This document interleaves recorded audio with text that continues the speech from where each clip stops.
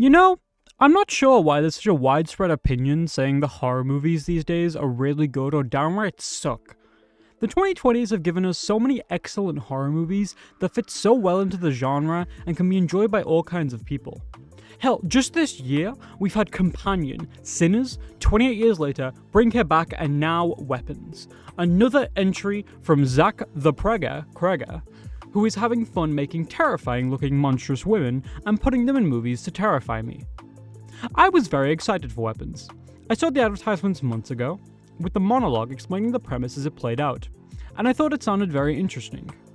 The editing style didn't reveal too much, and I was happy to see Julia Garner again so close after Fantastic Four's release. We're in an era right now where good horror movies are being made and released left and right. Honestly, the 2020s are genuinely in contention for being the best decade for horror, which makes sense because we're halfway through and it's been a horror. Still, at least good movies are coming out. Weapons follows several characters, but our central protagonist is Justine Gandhi, a teacher of a class of 18 young students. One day, she arrives at school and only one boy is in attendance. The rest of her class, at 2:17 at night, got out of bed, went downstairs through their front door, and Naruto ran off into the night to carry out noble shinobi duties. This sends the town into uproar, as they hate Japanese media. Terrified and distraught parents who just want their kids back start blaming Justine for being a connecting thread between the children, pestering and so much as witch hunting her without any actual evidence proving she is behind anything. And from the bat, this is a really interesting thing to explore: modern day mob mentality. When something bad happens, people feel powerless. They want someone to blame. By blaming that person and making their life a misery, they gain a twisted sense of power that brings a little comfort. This movie makes it very easy to sympathize with Justine, she's someone who clearly cares about her students. She's just as worried as the parents are and on the verge of a breakdown. Her friends are worried about her, and she just wants life to continue so she doesn't have to think about it. It's a trauma process that is reflected in a few other characters that are less directly connected to the 217 incident, so much so that it speaks to their characters more that they want to move on to forget about it than to move on to not have to be traumatized. I do also think the blame being shifted on a teacher is commentating on some ideas people have of the impact on teachers on children's lives. I don't think it's a coincidence that an almost immediate conclusion some of the parents jump to is that the teachers are brainwashing their children and making them run away from home. Especially in today's current state of the world, and particularly America, it ties into the themes of paranoia and trauma response very well. Since, yeah, if 17 kids mysteriously disappeared from a school one day, some kind of minority demographic is absolutely getting the blame from the general public. Justine isn't the only protagonist of the movie though. It also follows Archer, a concerned and angry father played by Josh Brolin. The role was originally going to be for Pedro Pascal, and while I love Pedro, I think Brolin played this pretty perfectly. He has scenes that are carried by his vocal delivery combined with his facial expressions, showing the stern father trying to hide his emotions, his longing for his son back, his regret in never telling him he loves him, and just wanting to rectify all of the wrong decisions he's made. Archer probably has the most character development over the story, and he's one of the best parts in my opinion. A character who contributes a lot to the narrative and progresses things well while bettering his character, and even partakes in what is probably my favorite bit of humor in the movie much later on. Two other protagonists, Paul and James, take the spotlight for parts of the movie, and these guys are kind of pieces of shit. They have their reasons, they're sympathetic characters and still well acted, and written enough to be easy to root for, but they do some bad stuff which sets up a lot of really tense scenes that I like a lot.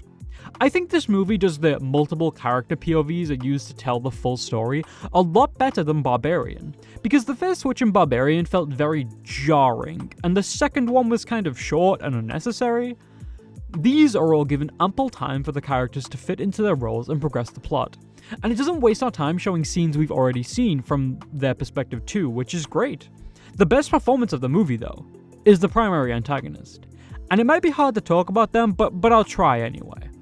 First off, what a fucking design! Making them look both chillingly inhuman and like a human that's just a bit of an oddball works really well. There's so many tense and terrifying sequences with them that really work for me. And I was watching this on a Dolby screen with high-def audio, so the scares did hit. Even if I'm not really one to jump in my seat and shower the people behind me with popcorn, I think the hardest part about a movie like this is the antagonist, particularly the idea of explaining the monster. There's a very famous quote from Stephen King saying, "Nightmares exist outside of logic, and there's little fun to be had in explanations. They're antithetical to the poetry of fear. In a horror story, the victim keeps asking why, but there can be no explanation, and there shouldn't be one." Weapons is a movie that very much has to think about how to explain the monster, and I think that is done in a satisfying way. We see enough of them to get a stand-up performance. We learn roughly of how they do everything they do and get a semblance of their personality and short-term goals, while never elaborating on any origin, happening on any potential tools they use, and their long-term motives. I like this. Over-explaining can be a huge problem amateur horror runs into, and ends up with the element of fear being completely removed, and losing out on any lasting impact the antagonist might have had on the audience. But I don't want to talk too deeply as to avoid spoilers, because this is a movie you should very much try to remain unspoiled for. The visuals for this movie are excellent. I was a huge fan of how the blood and gore was handled, and while sparse, the effects just look great. The real MVPs though are the cinematography and sound design. There's so many great shots here. Long one-takes of characters walking through rooms with several other people present, holding shots of emotional reactions and expressions, and incredible pans that take really interesting angles and hold on them to give extra knowledge to the viewer or just look fucking cool. The tension and the sound design is near perfect, and I had no problems with it at all. There are a couple of jump scares in there, and I'd say these are handled much more tastefully than most of the movies. The score also really stands out and works beautifully with the more horror-oriented scenes to both create working and lasting tension and to make the scares hit. There's only really one issue I have with the movie. It's paced well because Zach Cregger understands exactly what needs to be shown from the multiple POVs he's jumping between. What to repeat and what to skip, the character moments hit, and I'm sure many people found Justine or Archer to be pretty relatable. They're both under a lot of scrutiny and feeling very complex emotions, being unable to deal with them properly due to the situation they've been placed in. But I did find the ending rather abrupt. I wouldn't call it dissatisfying, but it felt very much like a "the story was over, the end" type deal. I very much enjoyed the events of the finale. I think it's going to be quite divisive to those that were expecting this to be one of the scariest movies ever from the marketing decisions made, but I was actually quite enamored with the tonal shift and how it treated the final segments. Some parts were relieving, some comedic, and the ultimate end, you know what I'm talking about, was a perfect mix of traumatizing, horrible, and laugh-inducing. Honestly, thinking about the horror segments, it's really interesting what they do in the first half, because ultimately nothing really happens of great consequence until several reveals, which is very understandable and keeps up the mystery excellently. We still see plenty of horror, of course, and debatably the most chilling appearance in the movie. It's a bold choice for them to make this a team-up between Thanos and Silver Surfer too after their incredible appearances in the MCU, but putting aside their differences and working together was a pretty satisfying arc for the two of them. And Wong is here too. We love Wong. I do have a burning urge to talk about this movie comparatively, however, and naturally it's been getting compared to Longlegs, so I'm going to have to put a spoiler warning here. Skip ahead to the timestamp on screen to avoid spoilers for both Weapons and Longlegs. These are two of my favorite horror movies of recent years, and I would very, very much recommend watching them unspoiled. Okay, 3, 2, 1... Willow! Okay, so both of these movies follow a plot based around a heavily make-upped antagonist who in some way infiltrates a family of one of the main characters and turns them into an ally to assist them in their plot to mind control other people using supernatural methods in town, for motives that go mostly unexplained but can be speculated on. Weapons in this case uses more witchy aesthetics and methodology in order to turn people into weapons. Holy crap, Lois, I think that's why the movie is named that. Guided weapons to tear people apart specifically. While Longlegs uses his satanic connection to put a part of himself, and ergo the devil, inside of the dolls that will take over the minds and wills of the families in proximity, making the father kill the entire family and then himself. Now there's several reasons I wanted to bring this comparison up. One is because there's a sentiment going around that Weapons is Longlegs if it landed, and I disagree. I think the differences in this movie do differentiate them enough from each other, and while I'm glad people are enjoying Weapons and it's doing really well at the box office right now, I do have a particular attachment to Longlegs and would like to talk about it. This is not a Longlegs video, however, so I will keep it brief. Lee Harker is a badass and shows so much personality in her quiet, reserved performance. I love the internal struggle she's clearly going through after all the trauma in her life before and during the movie, and how she has to confront that, and the people she thought on her side the most all her life in order to do her job.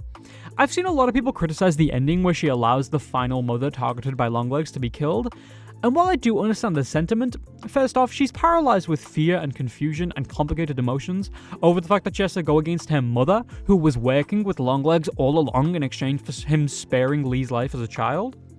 She realizes that if things pan out as they are, she will have to kill her. That, and as her mother says, the father and the mother are already dead. Longlegs and the Devil's Hold are already taking over them, and they will succumb to their fate soon enough. But the daughter can be saved. 2. This movie is so awesomely stylized, from the cropped aspect ratio to the weirdly familiar yet alien retro vibes and odd performances that put you on edge, but the real standout, of course, is Longlegs himself. Nick Cage channels his mother into one of the most unique and unsettling villain performances I've ever seen. And it had such a profound impact on me that his lines didn't leave my brain for weeks. I kept quoting him singing over and over, and it's what made me bump my score for that movie up in the end. But I think that's enough Longlegs glazing for now. I think Weapons is a more grounded and realistic take on the kind of story Longlegs is going for. The idea of a creepy, alien-looking, yet technically normal person in your town secretly living in someone's house and doing weird mind control kidnapping deeds is placed in a much more familiar location. A pretty basic town rather than the weird and almost paranoid world that was created in Longlegs. This makes people relate to the setting more and ergo the characters. And reinforcing this, they have survivors who react to the situation and show the fallout of what is going on. Longlegs has entire families die, and the only survivor who we get to see interviewed is one of the weirdest and most different aspects of the movie that wouldn't fit in any other world. Instead, in Weapons, we see concerned parents who want their children back, the school and its teachers being under fire, and the civilians who just want to witch hunt the people they think are responsible. The positions the protagonists are put in also makes them easy to relate to. Weapons focuses on civilians, and people you could consider victims of the circumstances they're put in. Longlegs is about a detective, and is therefore a detective story, which people may think eliminates some of the horror aspects. And yes, Weapons is more open and frontal with the horror scenes and elements, and made several people shit their pant in multiple places. Or so I heard. Longlegs is more subtle and unnerving in ways that really clicked with me. But so is Silence of the Lambs. You can have a detective story that still has horror elements. Some of the best horror movies are living proof of this. Aunt Gladys is also very different from Longlegs personality-wise, even if their presence in the story is very similar. I mean, Longlegs fucking dies halfway through the movie. But their impacts are by far the most lasting, and the designs are done in ways to make them seem plausible. Like they can exist in the real world, like they're everyday villains that could be lurking around every corner, yet you look at them and you know they're not normal. They're uncanny, and if you put them in the right set of circumstances, pretty fucking terrifying. The main reason I'm bringing this up in comparison, though, is due to the advertisement of horror movies. I think the main reason Longlegs, a very similar movie to Weapons, isn't remembered as fondly, at least right now. Twitter is very much doing some revisionist history, which it does after every movie has been out for 2 weeks. Look at K-pop Demon Hunters, Superman, and Fantastic Four. Anyway, I think the main reason is that Longlegs advertisements were very much focused on it being an incredibly scary horror movie, and it's gonna make you quiver in fear and throw your popcorn on the nearest old lady that walked into the wrong theater trying to find materialists. No shade to materialist viewers, I stand with you. While the movie itself isn't as overt with its horror and isn't as contemporary or basic with jump scares and tension building, it focuses more on unnerving elements and Nick Cage singing in his car. I mean, yeah, it's pretty fucking creepy. Weapons in this case had similar marketing. It promised a terrifying horror movie, and while it didn't go all out for the marketing Longlegs style with the personalized messages and stuff, the trailers left a lasting impact on people who wanted to be scared and see something that would do so. due to weapons sticking to the more standard style of horror. Not to say it doesn't do anything unique or that this is a bad thing. It clicked a lot with the mainstream, which is why it's doing well right now. I mean, I've heard several people say, "Good horror movies are so hard to come by these days. I'm glad Weapons is great though." And to those people, I have to say, no. Bad. Stop saying dumb things. Watch more horror movies, please. There's been so many iconic ones in recent years. I'll throw a few of my own recommendations on screen. Pew, pew, pew, pew, pew. But to end this massive tangent, I disagree with the sentiment that Weapons is a Longlegs that stuck the landing. And I think the two movies are very good in their own ways. I may like Longlegs more as an antagonist and Lee more as a protagonist, but Weapons has excellent sequences that build tension in really cool ways, and I think the scenes of Aunt Gladys acting out her witchy stuff are more visually interesting than Longlegs' doll building. But I've talked way too long about this. Bottom line, I think horror movies need to stop with the "you will piss your pants immediately watching this movie" marketing. Although I could be wrong. I'm a horror fan. I hear a horror movie is out. I go watch it. Even if it's Megan 2. Or I Know What You Did Last Summer 4. Both are movies that I did not like and I may talk about soon. Stay tuned. I've spent way too long not talking about Weapons though. I think Zach Cregger has very much outdone himself. I had qualms with Barbarian, and I think the elements he took from that and implemented into his own writing style flourish, and I'm very excited to see where they go in the future with Henchman, if that comes to fruition, and his Resident Evil movie. I think Weapons is a fun-to-watch movie with great horror elements and sequences, good writing and mystery work, satisfying explanations and conclusions, and an example of some good-ass acting. Highly recommend if you're a fan of any sort of horror, and 2025 is going to be a hell of a year for the genre. We have Companion, which taught me that Sophie Thatcher is the most beautiful woman to ever live. Sinners, which taught me that killing racists is morally correct. Also, go watch Sinners now. I mean it. Final Destination Bloodlines let us say goodbye to Tony Todd.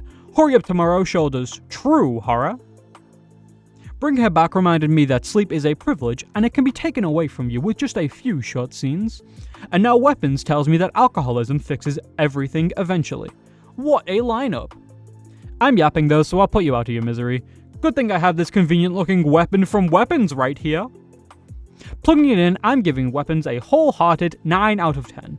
Highly recommend for horror and non-horror fans alike. You'll have a good fucking time with this one. Hey, I'd just like to say that I'm sorry for the random breaks I keep taking. I know it's been like 2 weeks since my last video. I promise that there are actual reasons for them. Usually I get caught up with IRL stuff, or I'm just bent out from pushing myself too far. And this time, dealing with COVID for a few days absolutely fucked up my productivity. I've heard that starting a lot of projects you're excited about, not realizing you will never be able to keep up with the workload is a symptom of ADHD, and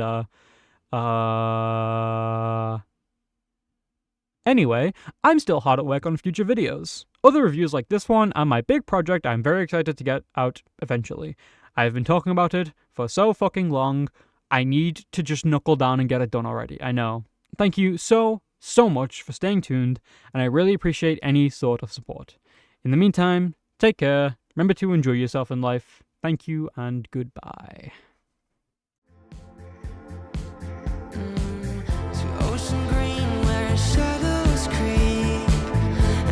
Said I should wait indeed, and art is dying.